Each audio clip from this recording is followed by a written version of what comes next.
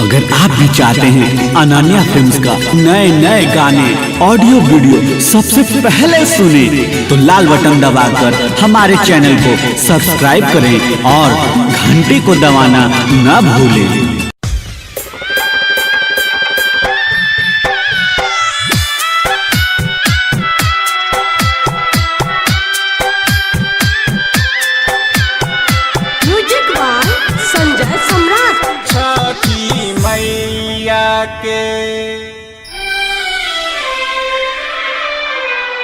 छठी मैया के सजा ले दौड़ावा दौड़ावा लेके घाट जाई बहो।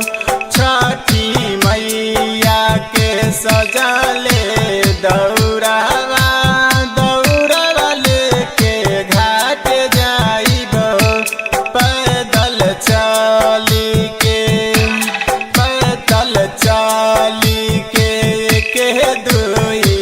सहवा दौड़वा लेके घाट जाई बहो। छठी मैया के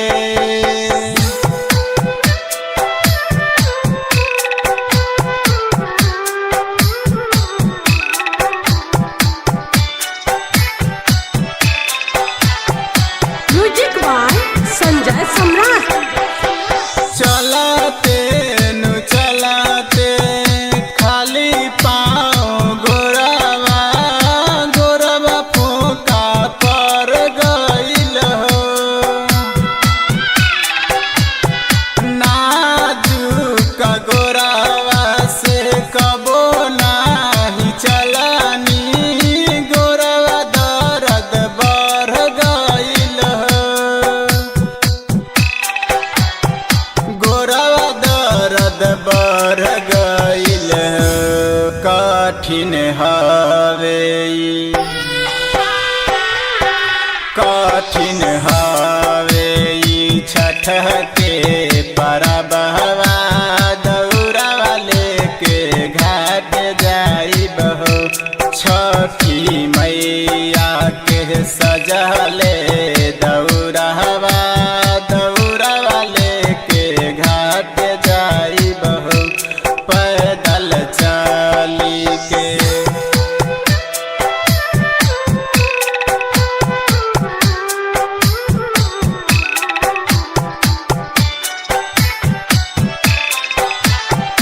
म्यूजिक बाय संजय सम्राट।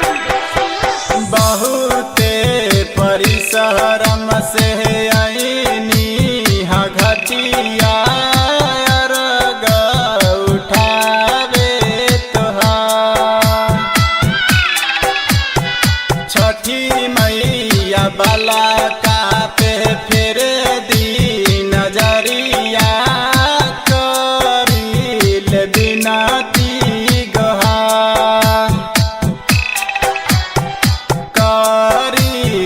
बिनती गोहा। हाथ जोरेला